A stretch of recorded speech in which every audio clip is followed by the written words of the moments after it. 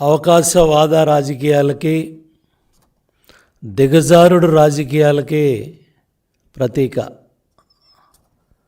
2 సార్లు బీఫామ్ ఇచ్చి నిన్ను విజయవాడ పార్లమెంటు లోక్సభ సభ్యుడిగా చేస్తే చంద్రబాబు నాయుడు గారు బంగారం, లోకేష్ బాబు బంగారం. ఈరోజు సీటు రాదనే అభద్రతా భావంతో పార్టీ మార్చి ఒక అవినీతిపరుడు land, sand, wine, mine, cent పట్టాలో 2,55,000 కోట్ల దోపిడీ చేసిన ఒక అవినీతిపరుడు పక్కన చేరి చంద్రబాబు నాయుడు గారిని విమర్శిస్తావా?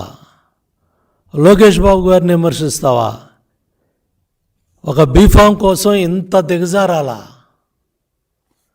ఒక ఎమ్మెల్యే ఉద్యోగం కోసం, ఒక ఎంపీ ఉద్యోగం కోసం ఇంత దిగజారాలా కేసినేని నాని? నిన్నటిదాకా ఆహా ఓహో, ఈరోజు మేము చెడ్డవాళ్ళం అయిపోయాం. ఎంతమంది కార్యకర్తల నాయకులు రెక్కల కష్టంతో నువ్వు పార్లమెంటు సభ్యుడు అయ్యావు. ఆ రోజు ప్రజారాజ్యాన్ని ఏ విధంగా మాట్లాడావో రాష్ట్ర ప్రజలందరికీ కూడా తెలుసు. ఆ రోజు నువ్వు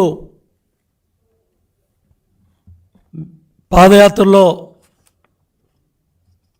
చంద్రబాబు నాయుడు గారి దగ్గరికి వచ్చినప్పుడు నిన్ను ఆదరించి నీకు అవకాశం ఇస్తే ఇంత దిగజారుడు రాజకీయాలా? 5 ఏళ్ల తెలుగుదేశం ప్రభుత్వ హయాంలో విజయవాడ నగర అభివృద్ధి బ్రహ్మాండంగా పరిగెత్తింది. ఆ రోజు మేయర్గా కోనేరు శ్రీధర్ గారు, శాసనసభ్యులుగా మాజీ పార్లమెంటు సభ్యులు గద్దె రామ్మోహన్ రావు గారు, సెంట్రల్ నియోజకవర్గం బోండా ఉమామహేశ్వరరావు గారు, అట్లాగే 1 టౌన్లో జలీల్ ఖాన్ గారు, ఇట్లా కృష్ణా జిల్లాలో అందరం కూడా కలిసి విజయవాడ నగరాభివృద్ధి కావచ్చు, కృష్ణా జిల్లా అభివృద్ధి కావచ్చు, కొల్లు రవీంద్ర గారు మంత్రిగా, కొనకళ్ళ నారాయణ గారు పార్లమెంటు సభ్యుడిగా అందరం కూడా కలిసి పెద్ద ఎత్తున విజయవాడ నగరమే కాదు, కృష్ణా జిల్లా కాదు, అన్ని రంగాల్లో కూడా ముందుకెళ్తే